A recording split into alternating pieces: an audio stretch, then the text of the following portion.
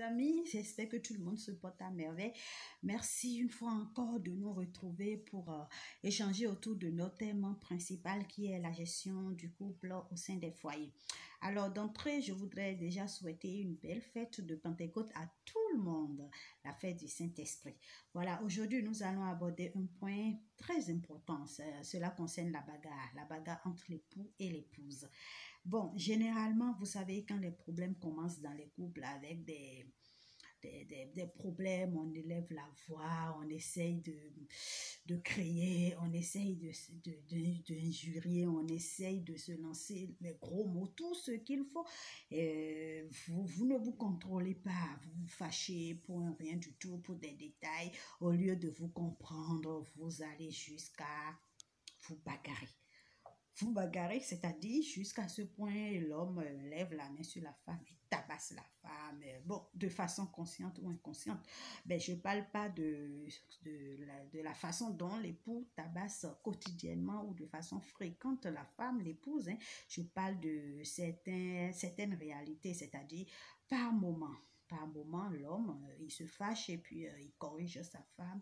Et ça fâche beaucoup les femmes et jusqu'à ce que les femmes elles ramassent tous les effets, elles disent qu'elles vont partir, il y en a même qui vont jusqu'au divorce, et puis voilà, après c'est le regret, après c'est l'amertume, après on se demande s'il fallait quitter ou pas. Donc, je voudrais échanger à propos de ce volet-là. Mais de toutes les façons, je voudrais d'abord vous rappeler qu'il ne faut jamais oublier avec le point concernant la prière. Entre un homme et une femme, c'est-à-dire un époux et son épouse, il faut toujours implorer la bénédiction, la grâce de Dieu, la prière. Il ne faut jamais oublier de vous donner la main, de vous prendre la main pour prier. Prier éventuellement pour éviter tout ce qui concerne les tempêtes qui peuvent vous emmener jusqu'au divorce. Les problèmes, je l'ai toujours appelé, il peut y en avoir, mais il faut toujours savoir raison garder, il faut toujours savoir préserver son foyer pour ne pas traumatiser les enfants. Voyez un peu. Donc, je reviens sur l'élément qui nous réunit aujourd'hui qui concerne la bagarre. Voyez. La bagarre, elle vient par moment, elle vient généralement, mais il faut savoir aussi la maîtriser. Il faut savoir la maîtriser pour ne pas aller jusqu'au divorce parce que vous savez, en amour aussi, il y a de ces genres de choses qui arrivent. Hein, lorsque vous criez, lorsque vous lancez les gros mots, lorsque même le mari, des fois, se fâche jusqu'à il lève la main sur son épouse, des fois, ça peut ramener encore une sorte de flamme, ça peut ramener une sorte d'amour plus intense. Je n'encourage pas le fait que l'époux lève la main sur son épouse, hein, mais ça peut arriver.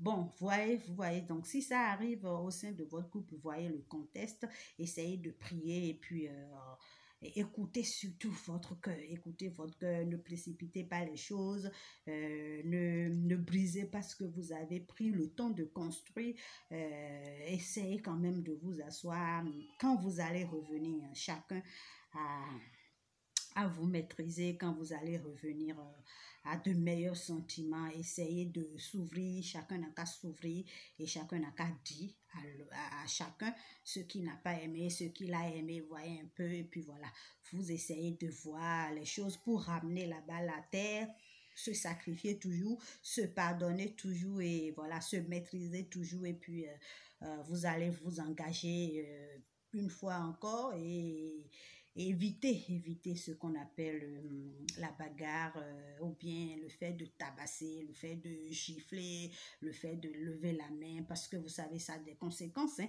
Ça peut traumatiser la femme quand l'époux lève la main sur son épouse, ça peut la traumatiser, ça peut également entraîner le divorce, ça peut également entraîner l'infidélité au sein du foyer, ça peut également entraîner l'hypocrisie, la rancune, voilà. Donc si vous voulez vivre un amour heureux, même si ça arrive que l'époux lève la main sur son épouse parce qu'il était trop fâché, il était très emporté par la colère, il faudrait toujours amener la balle à terre. Je voudrais déjà convier nous les femmes. Je ne dis pas que c'est bon, je ne l'encourage pas d'ailleurs parce que ce n'est pas bon que l'époux prenne sa femme comme sa fille et la tabasse. Je ne suis pas pour ça.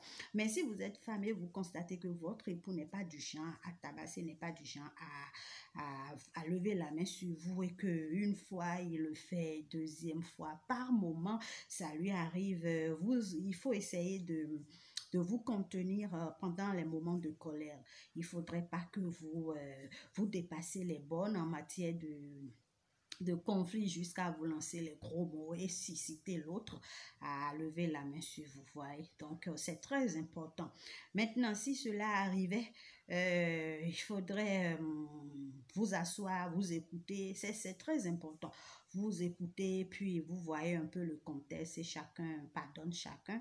Et puis voilà, vous repartez sur de nouvelles bases. C'est-à-dire, vous comprenez et chacun s'engage à ne plus reprendre le désagrément causé à l'un ou l'autre. Voyez un peu. Donc, c'est des éléments très importants. J'ai eu l'inspiration et je voudrais partager avec vous parce que vous savez, généralement, ces genre de choses arrivent et j'ai pas mal de gens qui m'ont raconté un peu leur histoire de couple.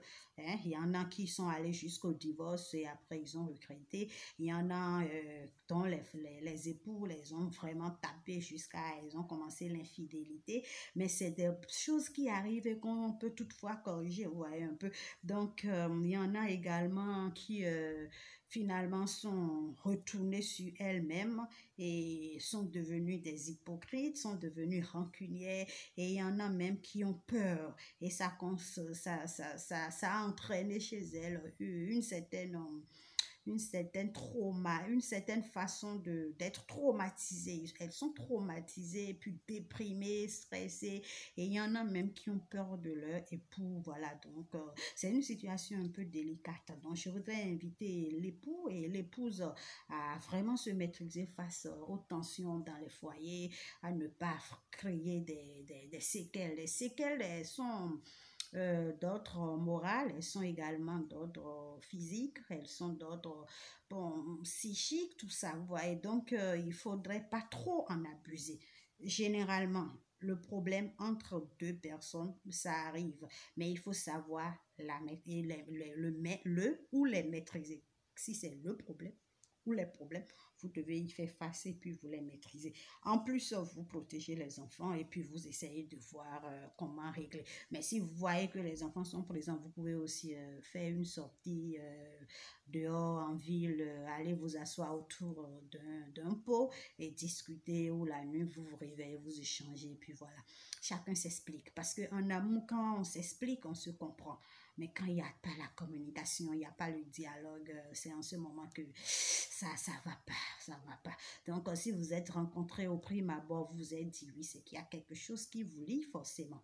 Vous voyez un peu, donc au bout de quelques années, vous constatez que la flamme du début n'est plus là, tout ça. Ne pensez pas que l'amour a disparu. C'est peut-être vous qui n'arrosez pas bien ou quelque chose ne va pas. Donc, essayez de dialoguer souvent au sein du couple. Essayez de dialoguer dans les foyers. Vous allez voir que tout irait très bien. Allez, mesdames, messieurs, c'est sur cette exhortation que je voudrais remercier chacun et surtout l'époux et l'épouse et convier l'époux à ne pas lever la main sur son épouse, également convier l'épouse à savoir se respecter, à savoir et parler parce que généralement nous les femmes quand nous nous fâchons on lance de gros mots, hein, voilà, donc on sort tout, voilà, et ça peut aussi énerver de toute façon l'époux, tout ça, voilà. Donc, merci à tous, merci à tout le monde de nous avoir prêté une oreille attentive. Je voudrais vous rappeler que nous travaillons, comme je le dis souvent, avec l'équipe de journalistes pour le rayonnement. Donc, ils sont là pour nous soutenir en quelque sorte dans cette aventure, belle aventure que nous avons entamée. Voilà. Donc, suivez-nous sur YouTube, également sur Instagram, sur Twitter et voilà, sur Facebook. Merci à vous et puis on se donne rendez-vous une autre fois. Bye bye, ciao ciao et je dis belle fête dans toutes les maisons, dans tous les foyers. Au revoir, bye bye.